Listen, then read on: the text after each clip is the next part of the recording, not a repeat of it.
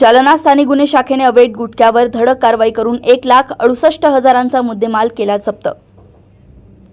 Police निरीक्षक श्री पंकज जाधव, स्थानिक गुन्हे शाखा जालना यांच्या मार्गदर्शनाखाली विशेष पथक तयार करून कारवाई करण्याबाबत मार्गदर्शन केले होते। त्या अनुषंगाने 17 सप्टेंबर रोजी 7:45 वाजता नवीन मोंढा जालना परिसरामध्ये इसम नामे मोहम्मद ताबिश अब्दुल खालिद मोमीन राहणार बागवान मोहल्ला जुना जालना हा त्याच्या स्कूटीवरून मानवी आरोग्यास घातक असलेला प्रतिबंधित गुटखा घेऊन जात असल्याची माहिती मिळाल्याने त्यास नवीन मोंढा जालना परिसरात थांबवून त्याच्या स्कूटीवरील गोण्या चेक केल्या असता त्यामध्ये मानवी आरोग्यास घातक असलेला प्रतिबंधित असलेल्या 20 गोण्या विमल पान मसाला व तंबाखू गुटखा मिळून आला।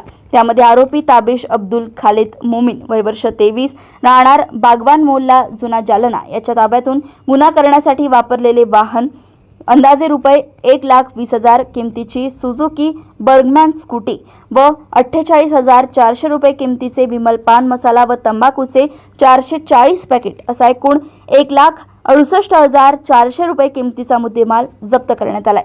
आरोपी विरुद्ध सरकारतर्फे फिर्यादीवरून चंदनझिरा पोलीस ठाण्यात गुन्हा दाखल करण्यात आलाय। जालना येथून सहसंपादक रणजित मस्के यांची रिपोर्ट।